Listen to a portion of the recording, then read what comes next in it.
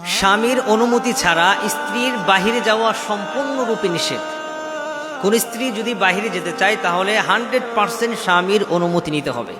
ওলামায়ে কেরাম বলেছেন, ওই স্ত্রীর যদি মা বাবা ভাই বোন আত্মীয় স্বজন যদি মারা যায়, স্বামীর অনুমতি ছাড়া স্ত্রী তার বাবার জানাজায় মানে বাবাকে দেখতে যেতে পারবে না। কি গুরুত্বপূর্ণ বিষয় হচ্ছে স্বামী অনুমতি ছাড়া, স্বামীর অনুমতি ছাড়া বাইরে যেতে পারবেন না। স্বামীর অনুমতি নিতেই হবে। স্বামী আপনার কি, যখন থেকে 3টি কথা বলে আপনি স্বামীর কাছে পৌঁছে গিয়েছেন, 3 কথা কবুল, আলহামদুলিল্লাহ কবুল, আমি স্ত্রী স্বামীকে গ্রহণ করলাম, বা স্বামী স্ত্রীকে 3টি কথা বলে গ্রহণ করে নিল, ওই সময় থেকেই ওই স্ত্রী স্বামীর অনুমতি ছাড়া বাড়ির বাহিরে যেতে পারবে না। কিন্তু আমাদের সমাজের নারীরা শপিং মলে যাচ্ছে, বাজারে যাচ্ছে, পার্লারে যাচ্ছে, ইত্যাদি কাজগুলো করে যাচ্ছে, স্বামীর অনুমতি নিচ্ছে না।